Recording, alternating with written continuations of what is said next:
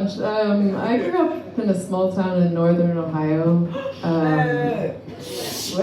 Ooh, some fans. Which, Ohio being a Midwest state in the U.S., just for anyone who's not familiar. Any of you guys ever been? Yes. Yeah? Where to?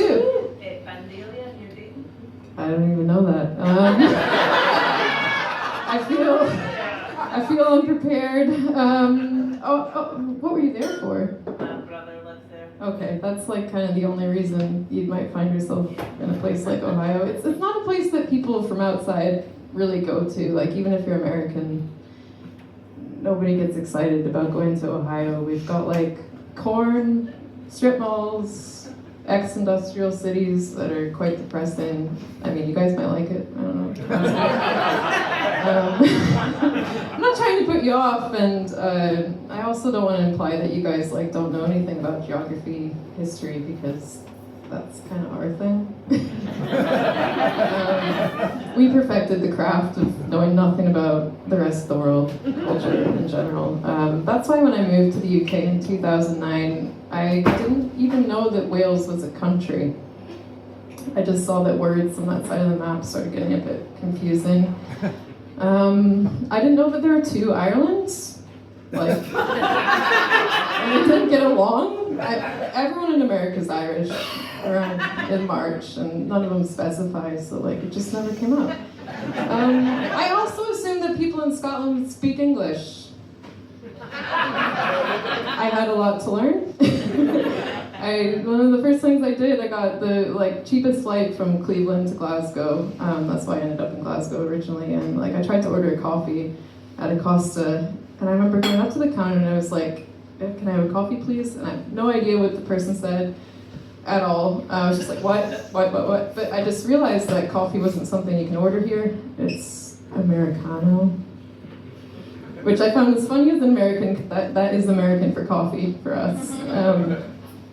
But actually one of the weirdest things was the sectarianism. I found that very confusing. Again, I didn't know the Ireland's, and people where I'm from kill each other over college football, so I wasn't that weirded out with the Rangers Celtic thing, but there's never been a religious angle for us. And growing up as I did, where I did as a kid in the 90s, everyone believed in God, everyone was religious.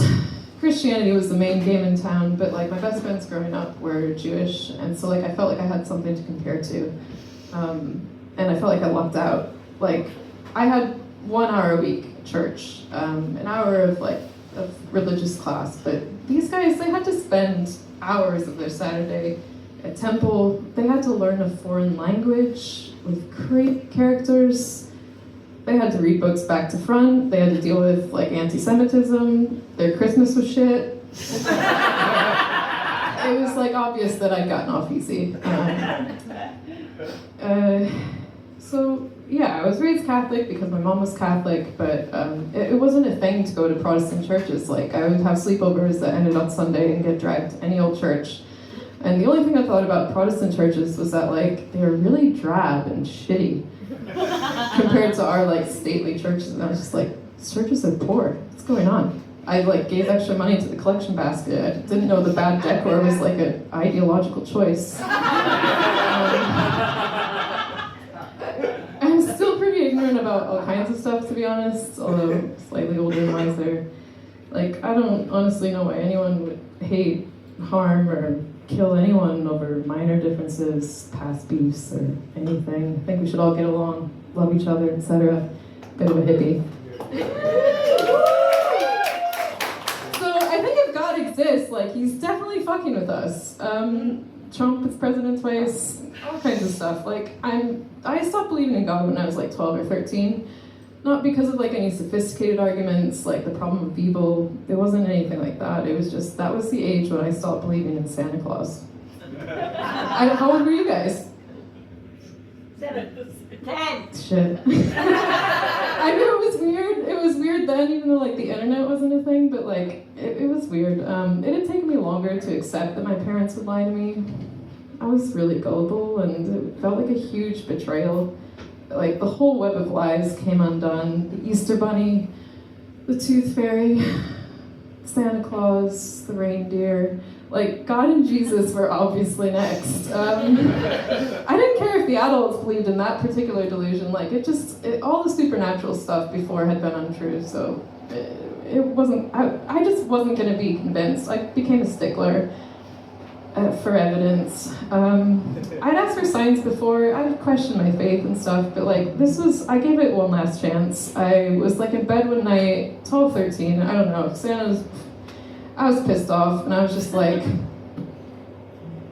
in the dark, in bed, like, all right, asshole. If you're real, if Jesus is a big deal, I don't care if he's your son or not, like, just if you're real, I don't care who's got it right, whatever, if there's, like, spirits, ghosts, afterlife, heaven, if any of this bullshit is real, like, give me some proof. Give me a ghost. I look around. Nothing, obviously. All right, maybe I'm asking too much. I'm sorry about the attitude. But I promise to be a really good believer. If you just give me something that will convince me, like flip the lights on and off, give me any small miracle, just speak to me in a voice only I can understand, just anything. And like, obviously nothing happened. That's how I became an atheist, true story. It lasted until I was age 37. I'm 39 now, so it was 2 years ago. Lasted until I was 37. I went through big divorce and life crisis, my first manic psychotic episode from not sleeping. And I didn't know how to interpret the symptoms of psychosis. It was like hallucinations, delusions, voices, and I thought it was finally God coming to me. Like, 25 years later, I was like, what the fuck, dude? That was a long time ago.